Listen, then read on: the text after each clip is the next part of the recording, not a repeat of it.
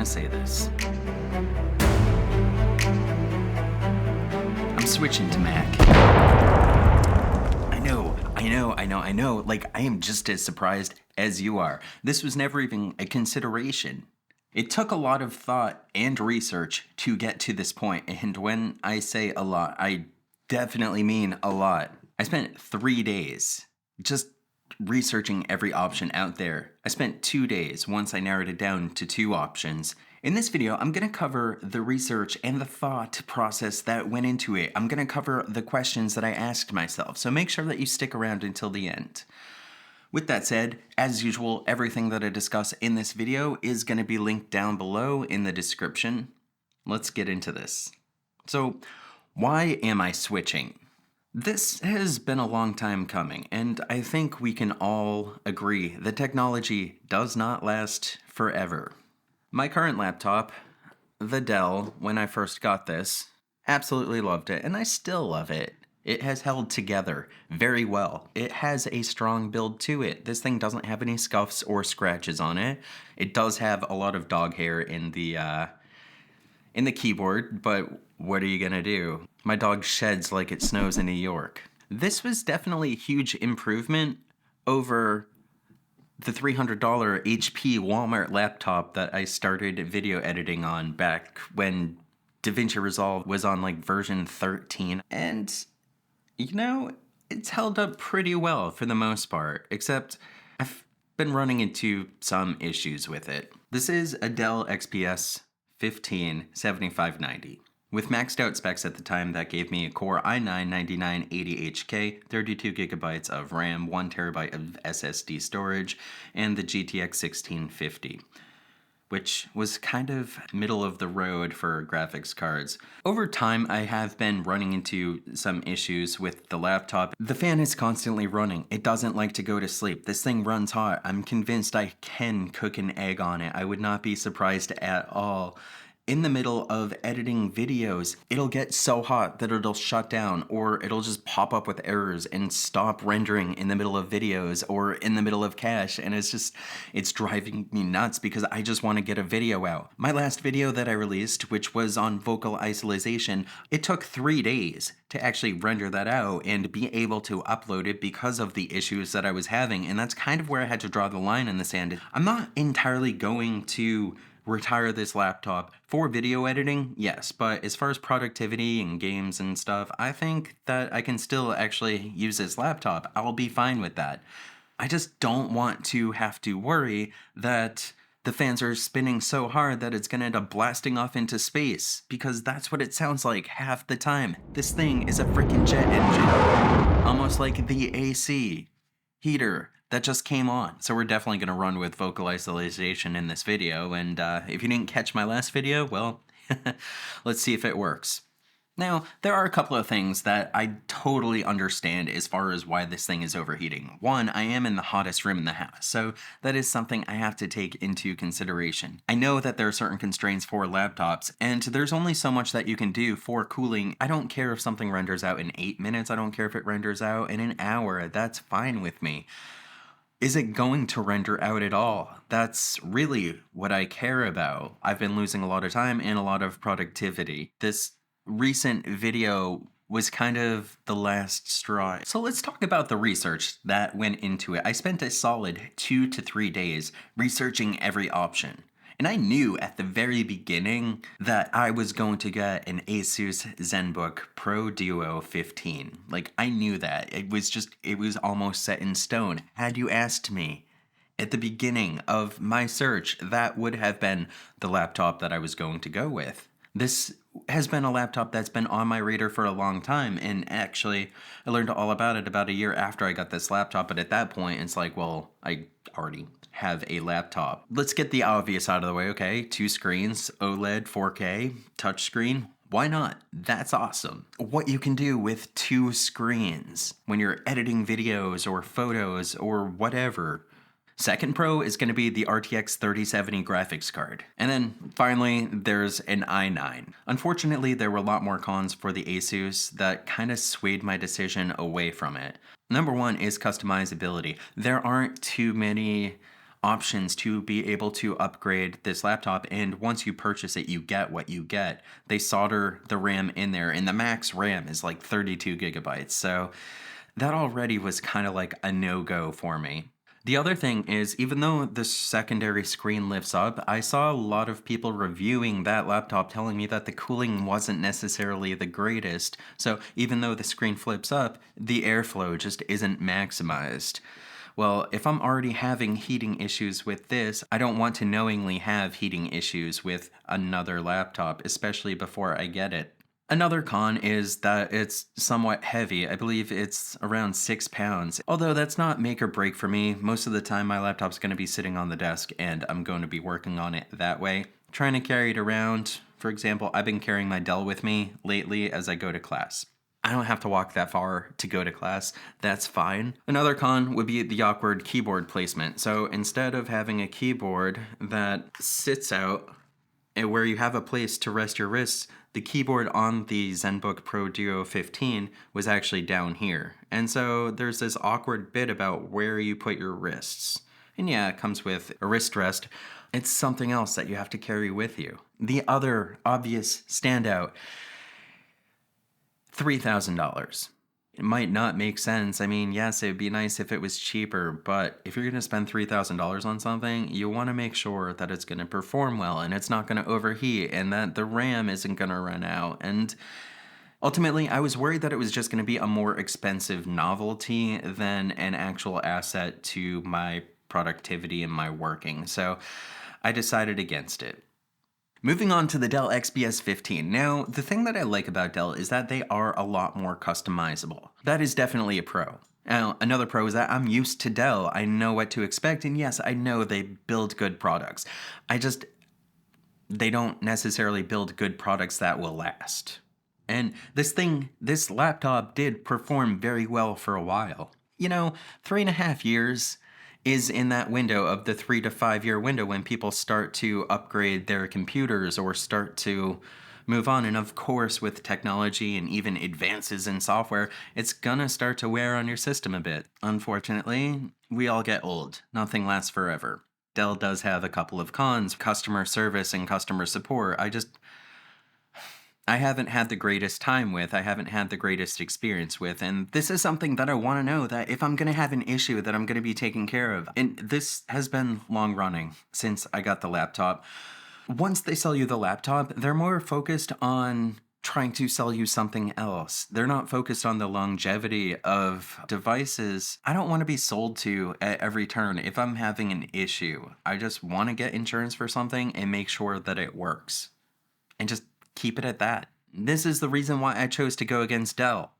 Which brings us to Mac, the MacBook, and all the various iterations of it. And there are a lot of options for customizability for a MacBook Pro.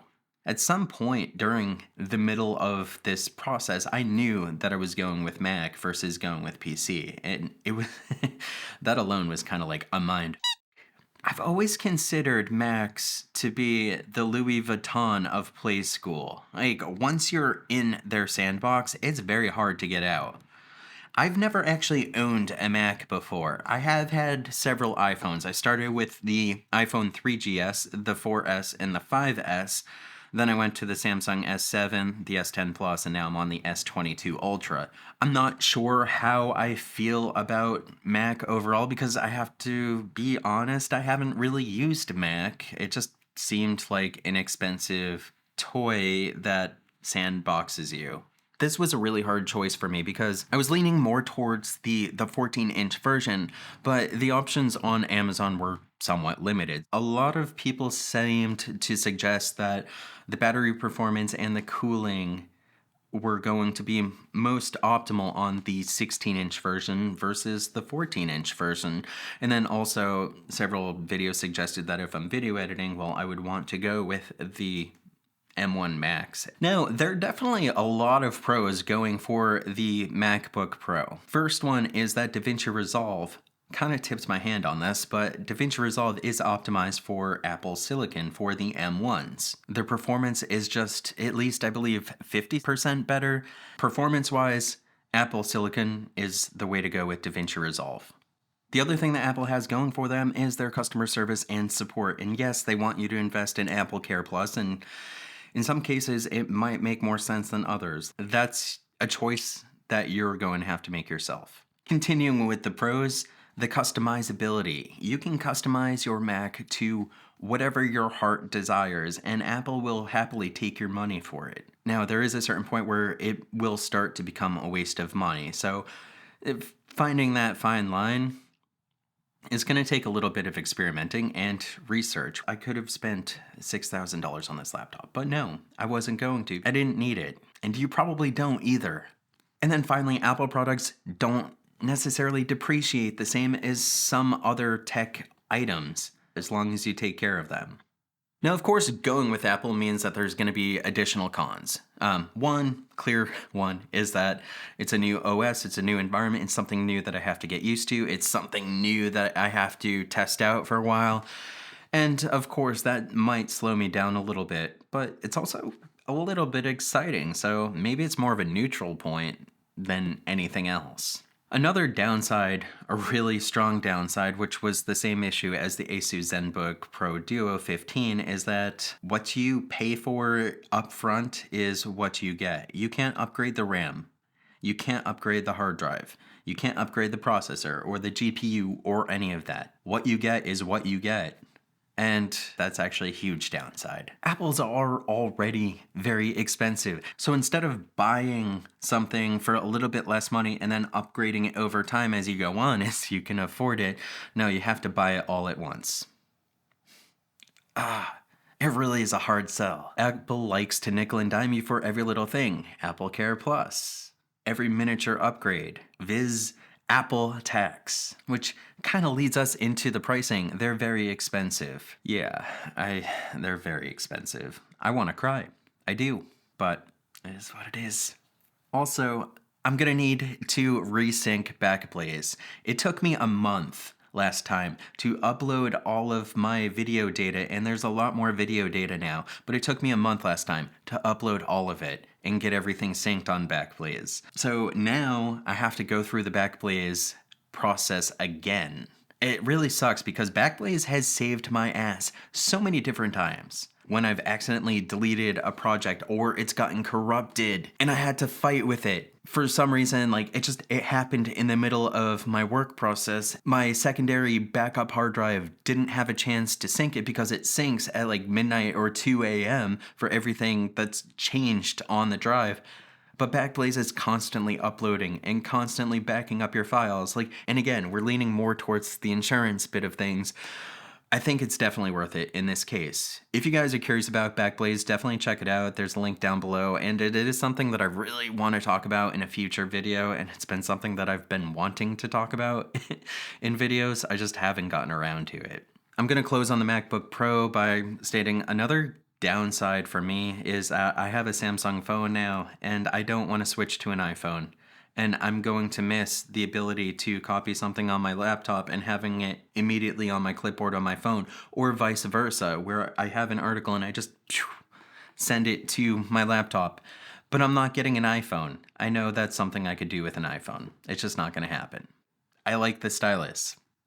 The final item that I was considering was the Mac Studio. This is something that I didn't even know was an actual thing until I started to research the MacBook Pro. You can actually cram a lot more into the Mac Studio than you can into the MacBook, which, okay, after a certain point, we're hitting that line of maybe it's just too much money and you don't actually need it. But there are definitely a lot more customizable options, and it is cheaper than going with a MacBook Pro, at least for the equivalent configuration. The pros and cons for the Mac Studio were actually quite similar to the MacBook Pro, which is why I had to spend 2 days trying to figure out between whether or not I wanted the Mac Studio or the MacBook Pro. It really came down to portability versus being fixed, and also cost. Stepping away from the similarities, the pros going towards the Mac Studio is that it had more Thunderbolt 4 ports and more USB-C ports than the MacBook Pro is going to hold, but I don't have that many devices, and I have a hub which will work fine. Also, as I stated, it's a lot more highly configurable than the MacBook Pro is. The price is like 1/3 of that of the MacBook Pro. It doesn't come with a monitor or a keyboard, but I do have a 40-inch TV that is not very color accurate at all. I have a keyboard, the MX keys, and the MX Master 3, which I use all the time with this laptop. So I already have it. I don't really even have to worry about that. I was thinking of it more along the lines for remote rendering. So if I do end up doing some sort of editing on this, I could just render it remotely and not have to worry about trying to fight with this to render out a video. Plus that if I'm sitting at the desk, then I can do it that way. That does bring us to the cons, which were kind of already mentioned. It's not portable. Yeah, that one's pretty obvious. But it's a small form factor. I believe it's 7 inches square, like something like that. The last bit is I would need a color calibrated monitor, which would bring the cost right back up to where the MacBook Pro is. So why Apple? I never in a million years considered that I would be getting a Mac. I've been anti-Mac for so long because of that sandboxing issue and how expensive they are, and I totally get that. So I had 9 questions that I had to ask myself as I was trying to make this decision. The first one, is cooling going to be an issue? Dell, I'm already having cooling issues with this. Am I going to have cooling issues again? And once I get it, I have it. Like, I don't want to have to worry about that. One of the other questions that I was considering for the Asus is 2 screens just going to be a novelty, or is this something that I'm actually going to use? Is it going to be an asset for me? How is customer service? Am I going to have issues? If I have an issue, am I going to have even more issues just trying to deal with them, trying to deal with somebody? Do I want to go down the same road that I've been down? Do I want to repeat things and expect things to be different for me? Now, in the case of the Macs, do I want something portable or do I want something fixed? And I think this was the most difficult question. Do I want the M1 Max, or can I get away with something a little bit less powerful? The M1 Pro, can I lower the specs and still have a performable laptop that's going to last a while? Can I spend less money, essentially? What are my finance options? How long is it going to take me to pay this off? Is this something that's going to put me in a bad spot financially? If so, then no. One of the biggest questions people should always ask is this a good deal? Which I think is more of a subconscious question, but something that they need to be a little bit more conscious of, and something that I definitely asked, is this something that I need right now? That's the biggest question. Is it something that I need right now? After thinking about it and the research and weighing the pros and the cons and asking myself the questions, it just seemed to be the smartest choice. It took me 2 days to decide and answer all of these questions. So the configuration that I ended up choosing for the MacBook Pro was the 16-inch 10-core CPU, 32-core GPU, 32 gigs of RAM, 1 terabyte of storage in space gray. The options on Amazon were limited, but Amazon gave me the most flexibility, which allows me to break up the payments over 18 months with 0 interest. Overall, I am really happy with my purchase. I can't wait to explore this laptop more on this channel. I can't. I'm excited about it. My business plan is for this to make money. And this isn't just going to be some toy that I have that I'm playing with. This is a tool. This isn't going to make me a better creator. I have to do that on my own. And that's another thing to consider when you're looking at technology and saying, do you want the biggest, the best, the coolest, whatever? The question really is, can it perform? And is it going to help you? There's so many questions that you need to consider. I've only asked a couple of questions through this entire video. That's only the handful of questions and some of the major ones that you need to be asking. A lot of them were definitely specific to my particular situation. If you're considering switching from Mac to Dell, or you're looking at getting a new piece of hardware or even a new camera, I would suggest writing down those questions and I can't say it. I would suggest writing down those questions and figuring them out for yourself. That's what I would do. And I think this is important because we tend to make a lot of impulsive decisions. Don't be impulsive. Never make a decision without sleeping on it. Are you considering getting a new laptop or new piece of hardware or anything? I want to know about it. Also, this is my first experience with Mac, so if there's anything, any tips or tricks that you know about that's gonna make my life easier, let me know down in the comments below. Smash that like button if you got value out of this video, and until next time, I cannot wait until next time actually, I'll see you later.